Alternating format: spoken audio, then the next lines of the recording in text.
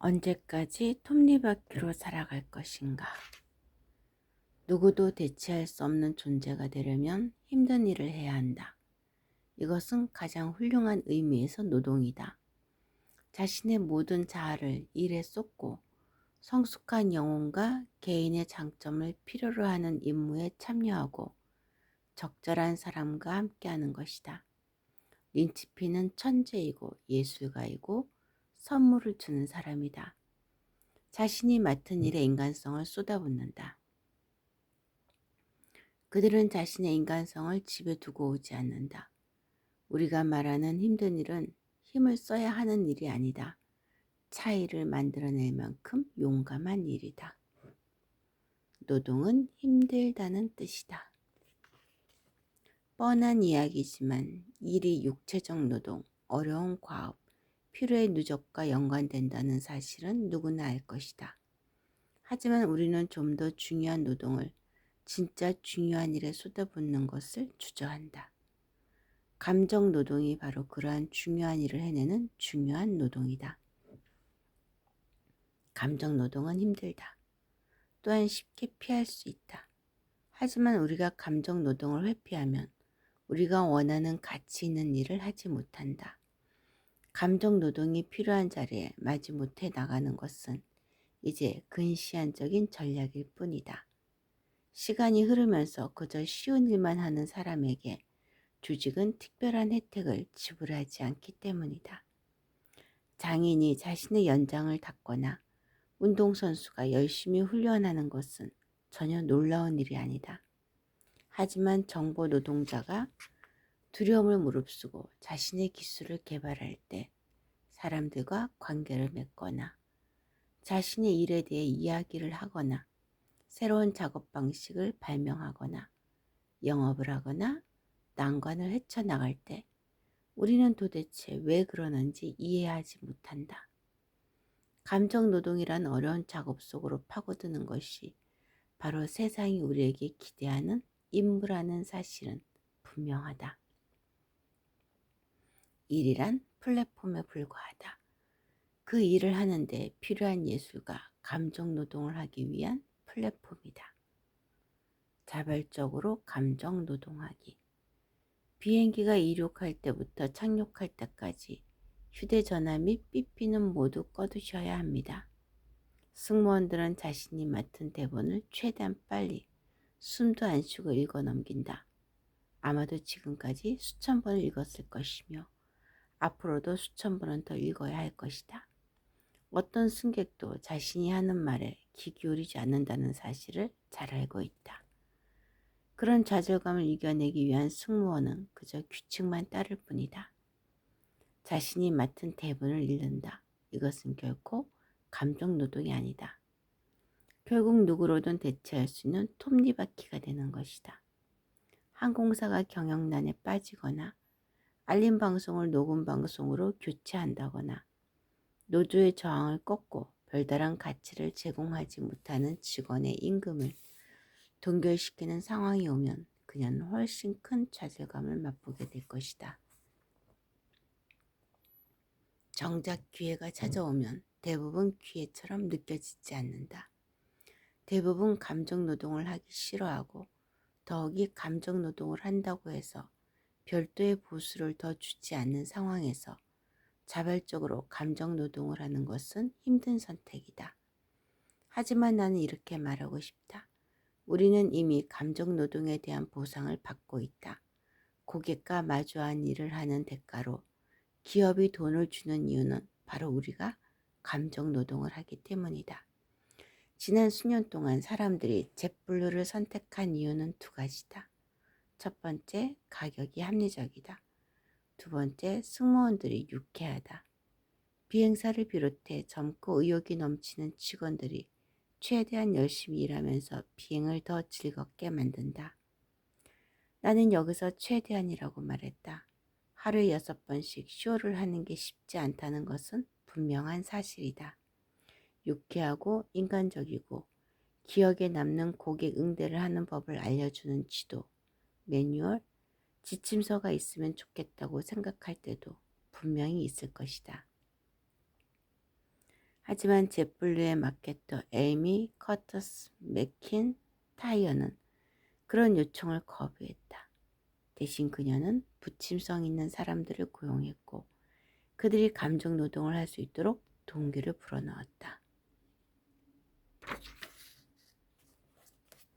결과는 어떻게 됐을까? 브랜드가 탄생하고 자산이 쌓이고 수익이 창출되고 항공사는 성장했다. 이제 젯블루는 선택의 기로에 섰다. 자신들이 성공할 수 있었던 핵심적인 마케팅 요원이었던 승무원들과 불화를 일으키면서까지 비용 절감을 해야 할까? 아니면 고객들과 인간적인 관계를 맺으며 활기차게 감정 노동을 하던 직원들이 항공사의 충성 고객들을 끌어들인 자신들의 린치필이라는 사실을 인정해야 할까? 감정 노동은 선물이다. 선물은 주는 사람에게로 다시 돌아갈지니. 월트 히트먼. 감정 노동의 혜택은 자신에게 돌아온다. 회사나 사장은 물론 자신에게도 이익이 돌아온다.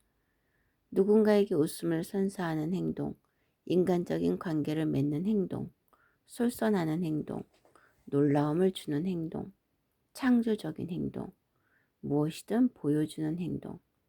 이런 행동을 우리는 평생 아무 대가 없이 한다. 하지만 일을 하러 가는 순간 우리는 대개 누군가 시키는 일, 돈을 주는 일만 하기를 기대한다. 이런 차이는 긴장을 유발한다. 일하지 않을 때를 위해서 감정 노동을 아껴둔다면 노동을 통해 기쁨을 누릴 수 있는 기회를 스스로 박탈하는 셈이다. 더욱이 일하지 않는 시간에도 감정 노동은 별로 할 수 없는 시대가 왔다. 지금은 하루에 8시간, 10시간은 기본이고 12시간 이상 일을 하기도 한다. 꼭 사무실에 있지 않더라도 전화나 인터넷을 이용해 일을 해야 하고 심지어 꿈속에서도 일을 한다. 자신의 진정한 모습, 자신이 꿈꾸는 진정한 모습을 만들어주는 인간적인 행동을 할 수 있는 시간은 별로 남아있지 않다. 이제는 일터에서 감정 노동을 하라. 그 대가로 우리는 무엇을 얻을 수 있을까? 우선 돈을 벌 수 있다. 젯블루와 같이 감정 노동을 소중하게 여기고 격려하는 회사들이 있다. 더 많은 기업들이 이러한 아이디어를 받아들이고 그러한 사람들을 채용하고 보상한다. 그럼에도 많은 회사들이 감정 노동에 대해 특별히 보상하지 않는다. 적어도 고정급여 항목이나 연말 보너스 항목에 포함되어 있지 않다. 그럼에도 이득이 있다. 우선 그런 일을 만들고 베품으로써 우리는 이득을 얻는다. 선물을 주는 행동은 그 자체가 보상이다. 두 번째, 주변 사람들에게 반응을 얻을 수 있다. 이렇게 선물을 주는 습관을 들일수록 함께 일하는 사람들은 마음을 열고 상사는 더 유연해지며 고객들은 더 충성할 것이다.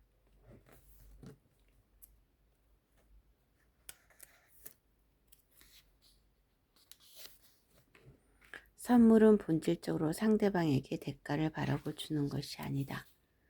대가를 바란다면 더 이상 선물이 아니다. 감정 노동이라는 선물도 마찬가지다.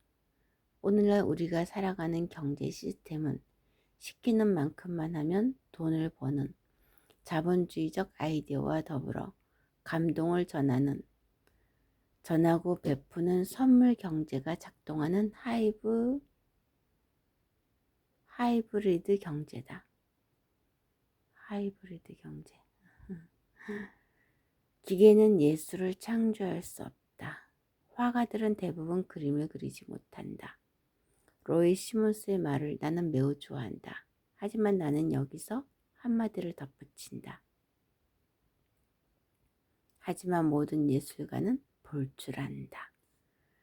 우리는 무엇이 옳고 무엇이 그른지 알 수 있다. 우리는 기회를 볼 수 있고 모퉁이를 돌아 무엇이 있는지 볼 수 있다. 우리 대부분 예술을 볼 수 있는 눈이 있다. 예술이라고 그림을 그리는 것만 의미하진 않는다. 예술은 창조적이고 열정적이고 개인적인 어떤 것을 의미한다. 훌륭한 예술은 그것을 만드는 사람뿐만 아니라 보는 사람에게 울림을 준다. 누군가를 예술가로 만들어주는 것은 무엇일까? 붓질만으로는 가능하지 않는다. 돈을 벌기 위해 그림을 그리거나 광고판에 넣을 그림을 그리는 화가도 있을 것이다. 중국의 작은 마을처럼 다른 그림을 기계적으로 베끼는 화가 집단도 있을 것이다. 이와 달리 찰리 채플린은 누가 뭐라 해도 예술가다. 아이폰을 디자인한 조너선 아이브도 마찬가지다. 유화를 그리거나 대리석 조각을 하는 진짜 예술가도 있을 것이다. 하지만 숫자를 만지거나 사업 모델을 개척하거나 고객을 접대하는 일을 하는 사람 중에도 예술가가 있다. 예술은 어떤 작업에 종사하느냐 하는 문제가 아니라 어떤 의도와 커뮤니케이션을 하느냐 하는 문제다. 예술가는 현 상태에 도전할 수 있는 용기, 통찰, 창조성, 대담함을 지닌 사람들이다. 예술가는 그런 위험을 무릅쓰는 일을 자신의 일로 받아들인다. 밥 딜런은 예술가이지만 무명의 기획 집단에 소속되어 히트곡 명단에 자신의 노래를 한 곡이라도 올리기 위해 목숨 거는 통속적인 가수는 장사꾼일 뿐이다. 온라인 쇼핑몰 자포스를 설립한 토니 셰이는 예술가이지만 전화로 고객들을 꿰어 돈을 뜯어내는 데 몰두하는 마케팅 기업들은 사기꾼일 뿐이다. 기업가들에게 불편한 독서를 거침없이 내뱉는 톰 피터스 역시 예술가다. 그는 자신의 위치에서 자신이 하는 일에 확신을 갖고 다른 사람이 동의하지 않는다고 해도 개의치 않는다. 예술은 예술가의 일부분이다. 돈을 벌겠다는 생각보다 자신이 하는 일을 중요하게 여기고 그것을 다른 사람과 공유해야 한다는 의무감이 앞서는 사람들이다. 예술이란 상대방을 변화시키기 위한 선물이다. 매개체는 무엇이든 상관없다. 의도가 핵심이다. 무엇이 되었든 세상을 바꾸기 위한 용기 있는 행동이다. 현대 예술이라고 부르는 것들을 보는 순간 우리는 예술의 본질에 대해 많은 생각을 하게 된다. 미술관에 가보면 여기저기서 쉽게 들을 수 있는 말들이다. 에이, 저런 건 나도 만들 수 있겠다. 잭슨 폴록이 예술가라면, 앤디 워록이 예술가라면, 행위 예술이 예술이라면 도대체 예술은 무엇일까? 그것은 분명히 기술과는 무관할 것이다. 셰익스피어가 예술가라면 오늘날 대중극작가, 삼류극작가들도 예술가일 것이다. 고객 서비스 담당 직원이 불만을 터뜨리는 고객을 열렬한 팬으로 바꾸는 뛰어난 수완 역시 예술이다. 크레이그 뉴마크가 인터넷을 이용해 광고 시장에 혁명을 몰고 오는 사업 모델을 개발하고 성공을 이끈 건 역시 예술이다. 에드 슈트가 더 나은 못을 발명해 수많은 생명을 구하고 돈을 번 것도 예술이다. 그래서 지금 무엇이 예술을 예술로 만든 건지 또 예술이 무엇인지 정의를 내리는 작업이 중요하다. 그래야 예술이 나에게 쓸모가 있는지 없는지 판단할 수 있다. 내가 내린 예술의 정의로 돌아가 보자. 예술이란 상대방을 변화시키기 위한 선물이다. 멋있는 말이네. 예술가란 예술을 창조하는 사람이다. 더 많은 사람을 바꿀수록, 사람들을 더 많이 바꿀수록 더욱 훌륭한 예술가다. 예술은 기술과 무관하다. 물론 변화를 이끌어내는 데 도움이 되는 한도 안에서만 기술은 의미가 있다. 기술과 기교는 예술을 만드는 데 도움이 되는 요소이기도 하지만 반드시 필요한 것은 아니다. 예술은 꾸밀 필요가 없다. 그것을 활용해 변화를 만들어낼 수 있는 한도 안에서만 유용하다. 그림, 조각, 작곡이라고 해도 무조건 예술이 될 수 있는 것도 아니다. 아무런 변화도 만들어내지 못한다면 예술이 아니다. 어떤 감흥도 느낄 수 없다면 아무런 변화도 일어나지 않을 것이다. 이러한 정의에 따르면 예술은 인간을 대변한다. 기계는 예술을 창조할 수 없다. 의도가 없기 때문이다. 목적을 가지고 어떤 일을 한다면 그것은 예술이 될 확률이 훨씬 높다. 주방장은 예술가가 아니다. 조리법만 잘 따르면 좋은 주방장이 될 수 있다. 하지만 요리사는 예술가다. 새로운 요리법을 개발하고 자신의 요리를 맛보는 사람들에게 놀라움과 기쁨과 즐거움을 주기 위해 끊임없이 새로운 요리를 만들어낸다. 예술은 독창적이다. 마르셀 듀샹은 예술가다. 화장실 소변기를 미술관에 전시하는 파격을 통해 다다이즘을 개척했다. 하지만 다른 사람이 또 소변기를 미술관에 가져다 놓는다면 어떨까? 그는 예술가가 아니라 배관공에 불과할 것이다. 예술은 감정 노동의 결과다. 위험을 무릅쓸 필요가 없는 쉬운 일이라면 절대 예술이 되지 못한다. 어떤 일을 예술로 만드는 마지막 요인은 대가 없이 주는 것이다. 예술가는 돈을 벌 목적으로만 예술품을 만들지 않는다. 순전히 팔기 위해서만 예술작품을 한다면 예술의 경이로움은 사라지고 그로 인해 더 이상 예술이 되지 못한다. 조직은 언제나 인간이 창조한 예술을 이용한다. 아이폰 디자인은 예술이다. 사람들이 손끝으로 느끼는 방식을 바꾸었다. 디지털 기기를 사용하는 방식을 바꾸었다. 소통하는 방식을 바꾸었다. 아이폰은 많은 선물도 주었다. 아이폰을 사지 않더라도 많은 사람들이 그 혜택을 누릴 수 있다. 망가진 아이폰이나 새 아이폰이나 비슷한 가치를 지닌다. 아이폰의 진짜 가치는 그 속에 있기 때문이다. 우아한 디자인은 보너스일 뿐이다. 이 모든 것은 아이폰을 디자인한 예술가가 우리에게 준 선물이다. 여기까지.